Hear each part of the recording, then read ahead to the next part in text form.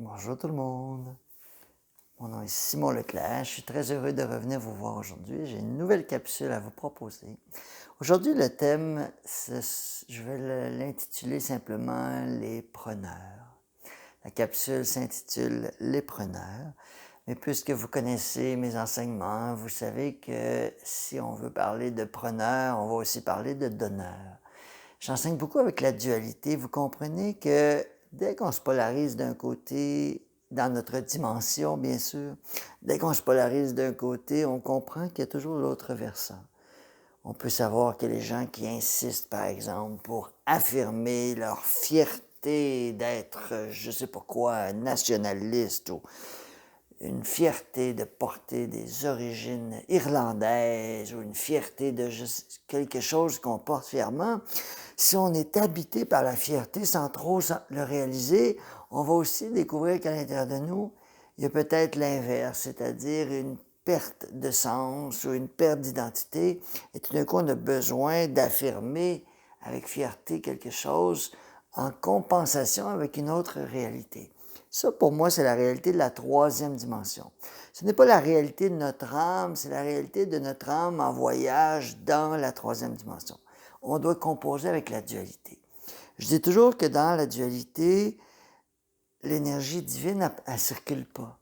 Pourquoi? Parce que si je veux pousser d'un côté pour éviter de l'autre côté, ben, on comprend que l'énergie que je mets à droite, c'est pour me sauver de la gauche. On comprend que la gauche me suit après.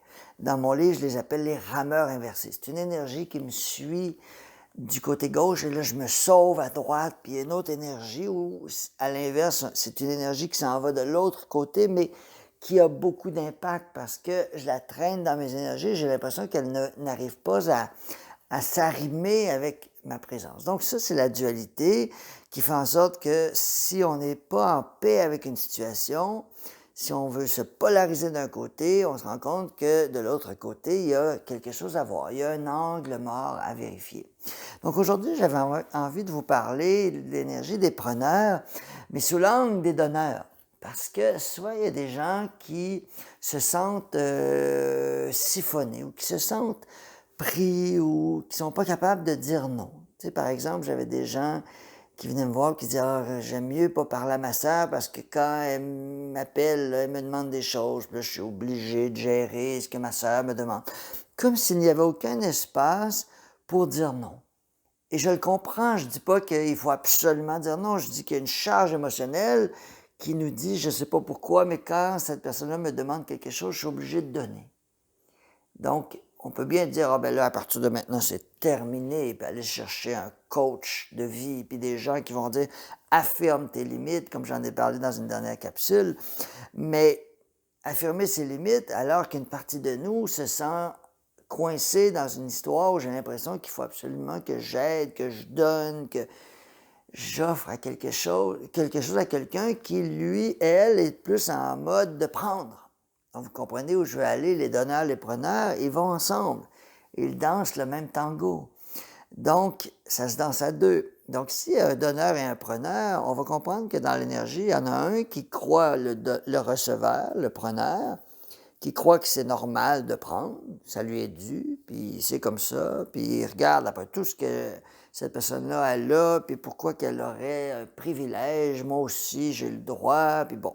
Donc il y a le preneur qui utilise, si on veut, l'énergie du donneur pour dire ben oui, puis le donneur est coincé dans l'impression qu'il est obligé de répondre, il ou elle, et en même temps, on a l'énergie du preneur ou de la preneuse qui, elle, a l'impression que c'est sa façon à elle d'aller chercher ce qu'elle n'arrive pas à aller chercher au niveau universel.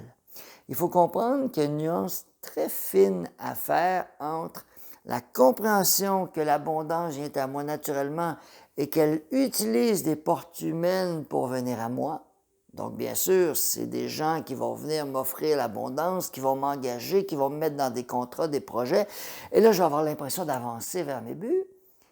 Et il y a inversement une personne qui, elle, s'accroche par la culpabilité, le poids, ben c'est normal, tu devrais me donner ça, les contrats de mariage, les contrats d'affaires, c'est comme ça m'est dû, puis il faut que tu me le donnes et tout ça.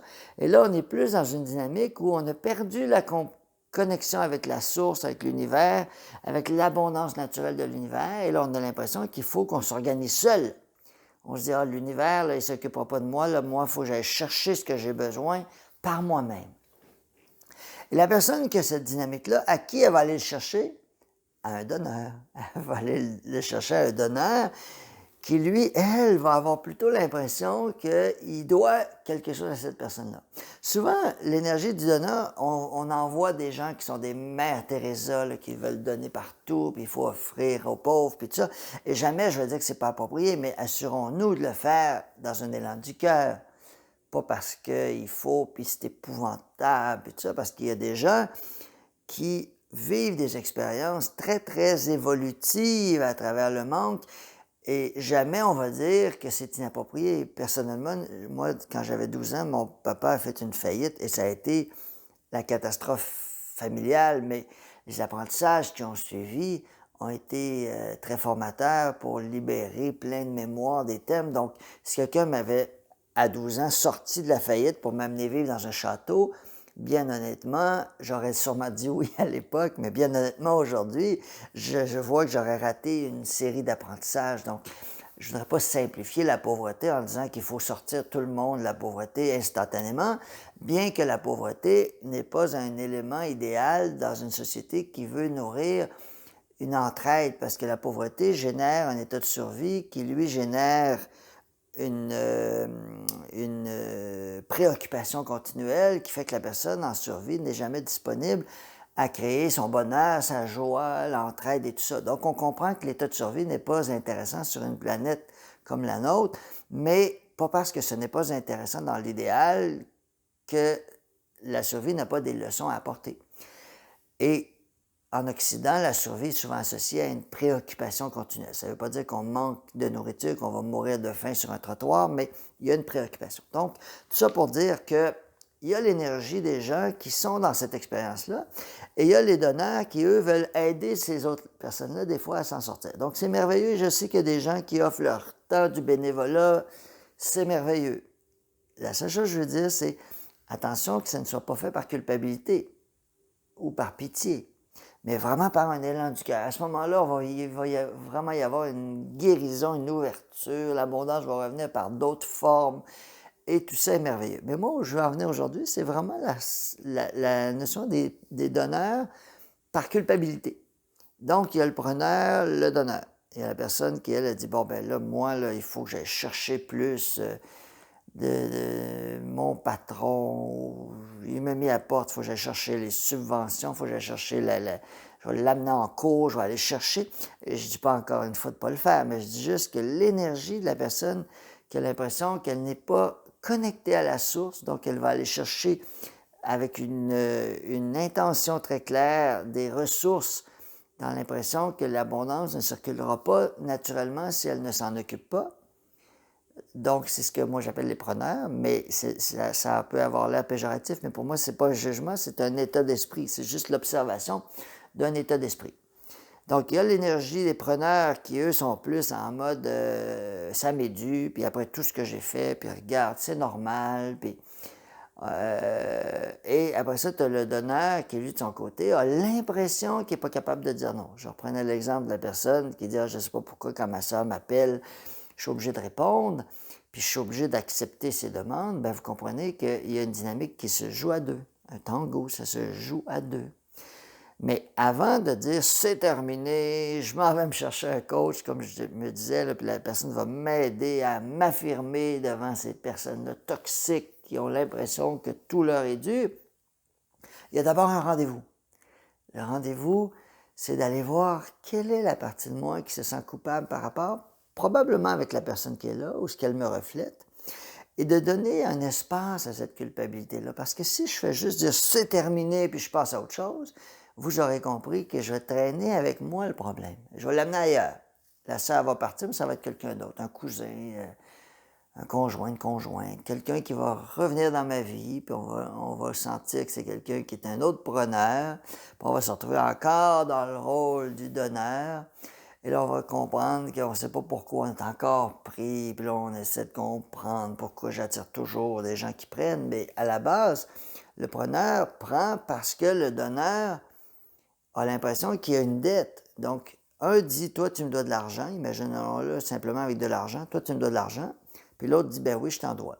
Donc, il y a un contrat. Même si ça date d'une autre vie, s'il y a un contrat, on ne peut pas unilatéralement dire, c'est terminé, je ne te donne pas l'argent. On peut bien le faire, mais dans l'énergie, tout est comptabilisé. Mais la grande main de l'univers, elle ne dit pas, tu dois de l'argent. Elle dit, puisque vous avez tous les deux l'impression de vous devoir de l'argent, ça devient un contrat. Et la culpabilité est derrière la dette. On n'a pas besoin d'avoir une vraie dette. On peut avoir l'impression qu'on doit de l'argent à quelqu'un. Par exemple, imaginons que dans une vie, on a l'impression d'avoir gâché la vie d'une personne. J'ai vu des histoires très pointues dans mes soins. Une fois, il y avait une dame qui, dans une autre vie, toute jeune, une femme dans la vingtaine, avait décidé qu'elle tombait en amour avec un homme plus vieux qui avait des enfants, une femme. On voit ça régulièrement. C'est juste qu'elle était vraiment dans l'insouciance. C'est-à-dire, je suis en amour, puis c'est l'amour, on part, puis on s'en va avec le cheval blanc, puis on part, puis on s'en va. Sans jamais vraiment réaliser, elle avait 20 ans, 19 ans dans l'autre vie, sans jamais vraiment réaliser l'impact que ça avait. Elle a dit, moi, c'est mon amoureux, je pars. Mais là, il y avait 4, alors il y avait plus que ça, je pense qu'il y avait 6 enfants impliqués, une conjointe, tout le monde est tombé en déséquilibre. Et elle dit, oui, mais c'est l'amour. Puis, comme je vous dis, j'avais aucun jugement, j'en ai pas plus aujourd'hui.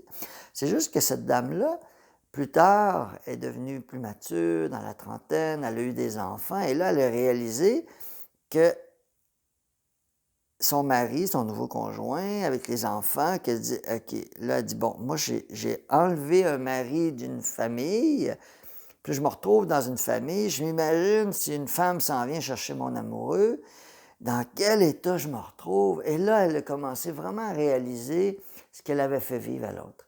Il n'y a personne dans l'univers qui dit que c'est interdit de faire ça, mais vous comprenez que l'âme, elle, ce qu'elle dit, c'est tout ce que j'ai créé, je veux l'expérimenter.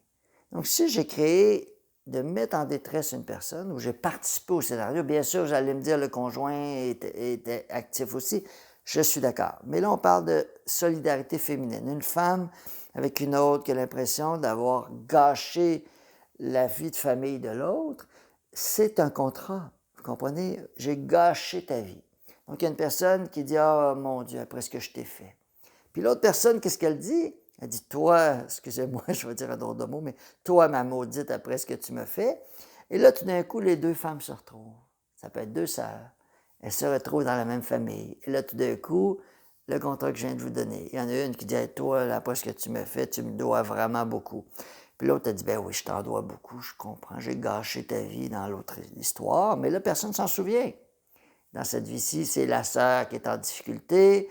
Et l'autre, par exemple, qui est peut-être la grande sœur, qui là fait tout pour aider l'autre, mais l'autre, elle, c'est comme un gouffre sans fond. Là. Oui, mais encore, puis tu m'en dois encore et encore. Et l'autre dit oui, mais j'en dois encore. Et là, ça devient une relation toxique de deux sœurs qui ne sont pas capables de se dire non. La plus vieille, par exemple, elle dit à l'autre, ben oui, mais chaque fois que tu m'appelles, je suis toujours obligé de t'aider, tu es toujours dans le trouble, tu as toujours des problèmes, puis là, elle ne sait plus comment s'en sortir. Autre que de ne pas répondre au téléphone, mais on se rend compte que ce n'est pas aussi simple que de dire je coupe la relation puisque le contrat n'est pas terminé. Donc, vous comprenez que dans cette histoire-là, il y a de la culpabilité. La culpabilité d'une dame à une autre époque qui a gâché la vie de l'autre. Bien sûr, vous allez me dire, oui, mais si j'en ai pas accès. Ce n'est pas grave. J'insiste toujours pour le dire. Si vous venez faire mes ateliers, j'en parle vraiment de fond en comble, j'en parle dans le livre. C'est tellement important de comprendre le corps émotionnel qui a une leçon à vivre. Les détails, l'histoire, c'est juste des prétextes, ce sont juste des prétextes pour faire vivre la leçon. C'est la leçon qu'on veut, c'est pas l'histoire. L'histoire est un prétexte pour réveiller les émotions. Donc, dans notre histoire, il y a une femme qui se sent coupable que l'autre est malheureuse. Donc, elle se dit, tant que ma sœur n'est pas heureuse, je ne peux pas être heureuse. Ça ne fait pas de sens d'un point de vue humain, mais d'un point de vue émotionnel, c'est très concret. Une qui dit: «Ah, ma sœur est pas bien, il faut que je l'appelle, il faut que je la sauve, elle veut que elle veut m'emprunter de l'argent, il faut que je lui donne, je sais pas ce qu'elle va vivre, est-ce qu'elle va me le redonner, je sais pas». Mais la personne est convaincue que c'est normal. Et il y a l'autre qui, elle, se dit: «Oui, c'est normal, ma sœur, elle me doit tout, puis je l'appelle, puis elle est toujours là, elle est toujours disponible, puis si tout d'un coup elle n'est pas disponible, je sais comment la faire sentir coupable et elle va revenir». Donc, cette dynamique-là, tant que la sœur, la donneuse, n'a pas traversé sa culpabilité d'avoir gâché à quelque part la vie de l'autre, parce que comme je l'ai dit tout à l'heure, il n'y a pas de leçon, il n'y a pas de Dieu sur son fauteuil qui dit tu vas aller payer ta dette. Il y a juste deux êtres humains qui ont fait vivre l'une l'autre des émotions, un peu dans l'insouciance de la jeune femme qui est partie avec le prince charmant, et il y a l'autre qui s'est retrouvé dans le trouble et qui a passé toute sa vie à en vouloir à l'autre, donc il n'a jamais vraiment traversé ça, puis je le comprends, mais c'est juste qu'il y a des femmes qui auraient passé autrement, mais elle l'a vécu en mode « t'as gâché ma vie, ma maudite », puis il y a l'autre qui dit pauvre de toi, j'ai gâché ta vie », et là, ces deux êtres-là quittent la Terre dans le même état, vous aurez compris que c'est ça un contrat. C'est deux personnes qui ont un contrat, même si ce n'est pas un vrai contrat signé devant notaire, c'est un contrat encore plus puissant parce qu'il est signé dans l'énergie au niveau de l'âme. Donc, voilà que les deux âmes se redonnent rendez-vous, deux sœurs, et là, la gélatine prend entre les deux, le jello prend, et là, tout d'un coup, une prend et une donne. Donc, tout ça pour dire que l'histoire n'étant pas importante, ce qui va être important dans ce scénario-là, ça va être d'aller simplement, bien, je dis simplement, il y en a que c'est plus compliqué, mais on rentre dans son corps et on va aller sentir l'émotion de la culpabilité. Parce que si on a l'impression de donner puis qu'on se sent coupable si on n'en donne pas assez, c'est parce qu'à quelque part, on a l'impression d'avoir pris. Parce que reprenons l'exemple de l'autre vie, la jeune femme qui a pris le mari de l'autre, vous comprenez qu'à cette époque, c'était elle la preneuse et l'autre la donneuse. Donc, vous comprenez que les donneurs, ce sont des preneurs dans une autre vie et vice-versa. Donc, si on est capable d'aller chercher l'émotion de la culpabilité derrière ça, la culpabilité d'avoir pris et gâché la vie de l'autre, bien, vous comprenez que ça va s'équilibrer. J'avais déjà vu aussi en consultation quelqu'un qui avait de la difficulté avec une personne dans la famille et on s'était rendu compte que dans une autre vie, c'était un papa dans une culture indienne qui avait forcé sa fille à se marier avec un homme qu'elle n'aimait pas du tout, du tout, du tout. Et vous comprenez que c'est un autre symbolique. Le papa a gâché la vie de sa fille en la forçant à aller dans un mariage arrangé qu'elle détestait. Et vous aurez compris que ces âmes-là, quand elles retournent dans la lumière, c'est « j'ai gâché ta vie », puis « tu as gâché ma vie ». Donc, la gélatine, le jello entre ces deux êtres-là, redonne un rendez-vous en mode preneur-donneur. Donc, vous comprenez la nuance? Et c'est pour ça que je voulais vous amener cet enseignement-là aujourd'hui, parce que je le vois souvent, bien, je le vois pas souvent dans mes consultations, mais ça sort quand même régulièrement. Et à chaque fois, il y a une détresse. Il y a la détresse de la personne qui dit « je ne sais plus comment me sortir de cette situation-là, je suis toujours en train de donner, puis ça finit jamais. » Puis l'autre, j'attends qu'elle se retrouve, elle se relève les manches, puis elle retrouve son autonomie. Par exemple, dans un couple où un donne à l'autre, j'attends que la personne retrouve son autonomie, mais ça finit jamais, la personne n'est jamais en équilibre, il faut toujours que je contribue. Voyez-vous, ce genre d'énergie-là, ça arrête quand le donneur, la donneuse, comprend sa dynamique et se pardonne, en quelque sorte, d'avoir géré avec insouciance un scénario dans lequel elle était preneur, et en se pardonnant d'avoir géré l'inverse, c'est-à-dire le donneur, preneur, donneur, en se pardonnant d'avoir vécu les deux expériences de l'histoire et en libérant le corps émotionnel. Tout à l'heure, j'ai dit l'importance du corps émotionnel. Le corps émotionnel, je le rappelle, il n'y a pas besoin du scénario, il y a besoin des émotions. Donc, les émotions, c'est « OK, il y a une partie de moi qui a donné à cette personne-là et c'est jamais assez. » Bon. Pourquoi j'ai l'impression que c'est jamais assez? C'est parce que j'ai une dette. Et la dette, c'est parce que j'ai pris. Et si j'ai trop pris à cette personne-là, je me pardonne à quelque part d'avoir trop pris. Je n'ai pas besoin de l'histoire, j'ai besoin des émotions. J'ai l'impression que je lui dois quelque chose. C'est ça la clé. Si j'ai l'impression que je lui dois quelque chose émotionnellement, c'est parce qu'à quelque part, j'ai un contrat qui me dit que j'ai une dette. Et la dette, elle n'a pas besoin d'être remboursée, elle a besoin d'être ressentie. Quand c'est ressenti, quand la culpabilité est dégagée, là, on peut réécrire l'histoire. Et là, on peut revoir le scénario sous un autre angle et commencer à réécrire un dégagement, commencer à dire, regarde, cette personne-là, elle est autonome. J'ai confiance qu'elle va trouver ses solutions. Je trouve un scénario on pourrait dire, de sortie de crise où là, je commence à me retirer l'équation. J'arrive avec des paramètres très concrets. J'arrive plus facilement à fixer mes limites et la personne est capable de l'entendre. Et c'est ça qui est merveilleux parce que elle va peut-être pas l'entendre avec des mots concrets, elle va peut-être être en résistance, de dire non, c'est pas normal, mais la transformation va quand même s'installer graduellement. Et il y aura une évolution dans le scénario. Alors que autrement, le scénario n'évolue pas, il se répète. Et c'est ce qu'on appelle un pattern, une répétition d'un scénario qui, dans le fond, pour l'âme, est une leçon incomplète. À partir du moment où on va chercher la leçon, voilà que le scénario s'allège. Voilà ce que j'avais envie de vous partager aujourd'hui. Ça me fait toujours plaisir de venir faire ces petites capsules. C'est toujours un moment spontané. J'ai mon téléphone et je m'enregistre des thèmes et après ça, quand c'est le temps, bien, je le sens, je viens le livrer. Alors voici ma livraison d'aujourd'hui. Quand j'ai écrit le livre, je me disais, c'est drôle parce que je disais ça en atelier récemment, je disais, quand j'ai écrit le livre, j'avais l'impression que j'aurais plus rien à dire parce que je me disais, tout est dans le livre. C'est vrai que j'ai mis tous mes enseignements dans le livre. Puis après ça, j'ai compris que j'avais à faire vivre des expériences aux gens. Au-delà du livre, au-delà de l'enseignement, j'avais à faire vivre des expériences aux gens. Puis c'est ça que j'avais envie de mettre en place dans l'atelier Redevenir souverain. C'est-à-dire, il y a l'expérience de la compréhension du corps émotionnel, mental, les mémoires, le karma, la réincarnation, l'au-delà, la vie, la mort. Puis après ça, il y a l'expérience de la relation avec la source, la grande main, qui devient une autre réalité dans le sens que c'est quoi un être spirituel? C'est un être qui reconnaît son essence divine et universelle. Et cette expérience-là, cette reconnaissance-là devient une expérience. Et je le fais en groupe. Donc, si vous avez envie de venir vivre cette expérience-là, je vous convie chaleureusement à venir vivre l'expérience. Je l'ai fait récemment chez moi, en présentiel, mais je le fais aussi sur Zoom. Et je vous assure que c'est la même expérience en termes d'intensité. C'est plus facile sur Zoom parce qu'on peut le faire chacun chez soi. Pour le moment, j'en fais pas beaucoup en présentiel, mais j'aimerais en faire d'autres. S'il y en a qui veulent m'inviter, ça me ferait plaisir d'aller dans votre coin. Peut-être pas à l'autre bout du monde ou du Québec, mais dans la région, si c'est accessible, ça me ferait plaisir.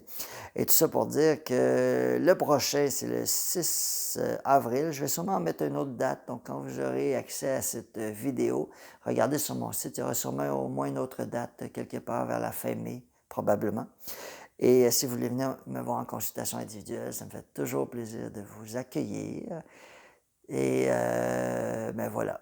Voilà ce que j'avais envie de vous partager aujourd'hui. Donc, bien sûr, j'ai écrit le livre Redevenir complet pour partager mes enseignements, mais je me suis rendu compte finalement qu'il y en avait d'autres pareils. J'ai pas fait le tour, mais ce que j'avais envie de vous partager, c'est des angles un peu différents à chaque fois, mais je pense que mon approche d'enseigner la dualité n'est pas pour nous coincer dans la dualité, mais comprendre qu'on est des êtres spirituels en voyage sur Terre et que mieux on comprend la densité, la matière, comment ça fonctionne sur Terre, plus c'est facile de faire cohabiter le haut et le bas, notre dimension spirituelle avec notre incarnation. Alors voilà. Je vous souhaite une très belle journée. Merci de venir écouter ces capsules.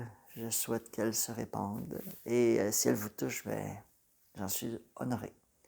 Je vous souhaite une belle journée. Au revoir.